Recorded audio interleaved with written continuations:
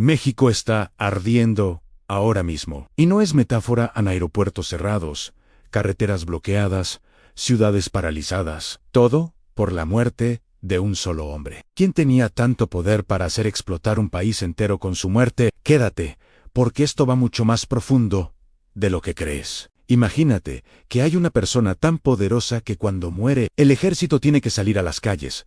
Los turistas quedan atrapados en aeropuertos y el gobierno no sabe ni qué hacer. Eso está pasando hoy en México. Y al final de este video, vas a entender por qué esto no es solo un problema de narcotráfico. Esto es una crisis de Estado que nos afecta a todos.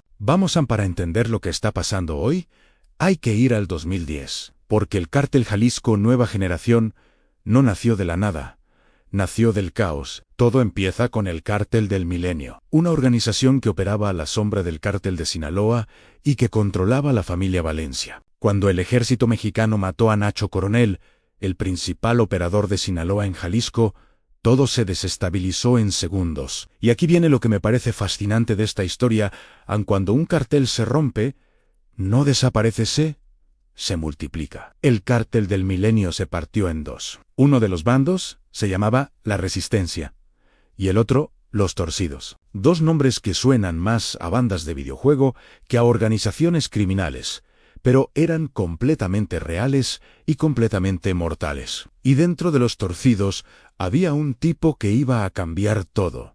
Un tipo que nadie esperaba. Ese tipo era Nemesio Oseguera Cervantes, el Mencho Ampero Espera, antes de ser el narcotraficante más buscado del planeta. El Mencho fue policía. Sí, escuchaste bien, policía, y la historia de cómo llegó ahí es tan absurda que parece guión de serie de Netflix. El Mencho nació en Michoacán, una zona pobre donde para muchos jóvenes el narco es la única salida visible. Con 14 años decidió cruzar la frontera hacia California. No fue a estudiar, no fue a trabajar en hostelería, se metió al menudeo de drogas en las calles de San Francisco. Lo agarraron, estuvo en la cárcel, y a principios de los 90 lo deportaron de regreso a México. Y aquí viene el giro que nadie vio venir. Al regresar a Jalisco, se convirtió en policía municipal en Cabo Corrientes, ANSI, el futuro líder del cártel más poderoso de México. Fue policía. Estando adentro, empezó a trabajar para el Cártel del Milenio. Y para cerrar el círculo perfecto, se casó con Rosalinda González Valencia, hermana de los líderes del cartel. Con esa boda, no solo consiguió esposa, consiguió un pase directo a la cúpula del poder criminal. Conocía los dos lados, el policial y el criminal. Y esa combinación lo hacía más peligroso que cualquiera. Era como el Messi del crimen organizado, pero sin los balones de oro. Y con ese poder, el Chin no creció como un cartel, creció como una empresa. Y esa diferencia lo cambia todo. Lo que hizo diferente al Mencho de todos los capos anteriores fue esto: mientras los viejos cárteles solo movían cocaína, el CJNG operaba como un holding: aguacate, minería ilegal, fentanilo, robo de combustible, precursores químicos, GEIJA. Tenían más fuentes de ingreso que muchas empresas del IBEX 35. Se calcula que movían alrededor de $8,000 millones al año, y contaban con unos 10,000 miembros. Controlaban puertos estratégicos como Manzanillo y Lázaro Cárdenas, que son literalmente las puertas de entrada de los precursores para fabricar fentanilo y la estructura militar. Eso era lo que más asustaba. No eran pandilleros con pistolas, habían reclutado exmilitares y mercenarios extranjeros. Tenían drones, pickups, blindadas, lanzacohetes. Eran más parecidos a un ejército privado que a una banda criminal. Y lo mostraban en videos que ellos mismos publicaban, como si fuera publicidad corporativa del mal. Oye, si llegaste hasta aquí es porque este tipo de análisis te importa. En el porqué del mundo no te contamos solo qué pasó, sino por qué importa y cómo te afecta. Si todavía no estás suscrito, este es el momento. Dale al botón antes de que sigas, porque lo que viene ahora cambia todo lo que creías saber sobre cómo funciona un Estado moderno frente al crimen organizado. Ahora viene la parte que más me interesa contarte. ¿Cómo sobrevivió el Chin tanto tiempo? La respuesta incómoda es esta: porque había un equilibrio. No es que el gobierno les diera permiso por escrito, pero existía lo que algunos llaman una paz mafiosa. En ciertas zonas, Mientras el cártel mantuviera el orden y los delitos comunes fueran bajos, la autoridad miraba para otro lado. Cuando AMLO llegó al poder, aplicó la política de los abrazos, no balazos. Atacar las raíces sociales de la violencia. Y mientras se reducía la presión de los operativos, el Chin aprovechó el vacío para profesionalizarse más, comprar más tecnología, entrenar mejor a sus sicarios. Era como intentar apagar un incendio plantando árboles para el futuro mientras un pirómano tenía vía libre para comprar más gasolina. La guerra total llegó cuando el Chin dejó de esconderse y llevó la pelea a las ciudades. Derribaron un helicóptero del ejército, y eso obligó al gobierno a cambiar de estrategia completamente. Y esa nueva estrategia llevó al 22 de febrero de 2026. Al día que cambió todo. El operativo no fue casualidad, fue una jugada preparada durante meses, coordinada entre el ejército, la Fuerza Aérea, la Guardia Nacional y la inteligencia estadounidense. Todo sucedió en Tapalpa, Jalisco. Las fuerzas especiales cercaron el escondite. Los sicarios del Mencho respondieron con lanzacohetes y una lluvia de balas.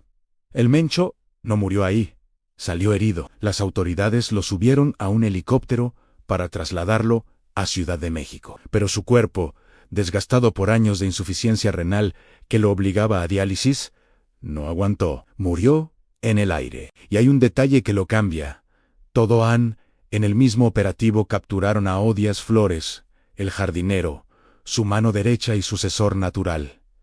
El Mencho muerto. El jardinero detenido. El Chin quedó completamente decapitado en un solo día. La respuesta fue inmediata a narcobloqueos, vehículos en llamas, ataques a bancos, caos en Guadalajara, Puerto Vallarta, Colima, Michoacán. Los aeropuertos cerraron. Miles de turistas atrapados, el ejército en las calles. Pero aquí está la pregunta que nadie se está haciendo en las noticias. ¿Fue esta operación una victoria o el inicio de algo mucho peor? El gobierno mexicano hoy tiene el dilema más difícil de su historia reciente. Por un lado, cortar la cabeza del Chin manda un mensaje de autoridad que era necesario. Demuestra que el Estado puede golpear incluso al más intocable. Pero el problema histórico de México es este.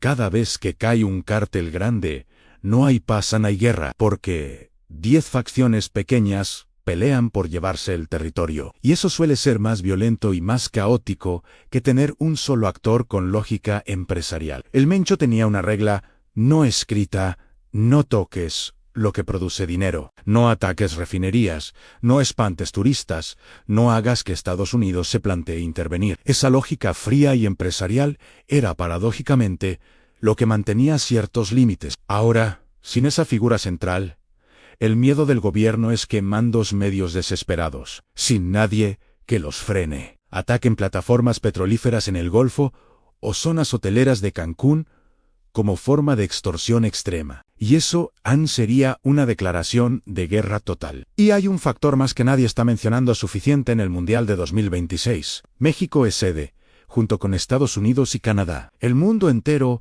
va a tener los ojos puestos en ese país. Si el gobierno aplica mano dura total para limpiar el territorio, proyecta una imagen de caos e inestabilidad que puede espantar a patrocinadores y visitantes, pero sí suaviza la presión para calmar las aguas. Arriesga que las facciones del Chin conviertan las zonas turísticas en su campo de batalla para decidir quién manda. No hay salida fácil, y eso es exactamente lo que hace que esta situación sea tan peligrosa.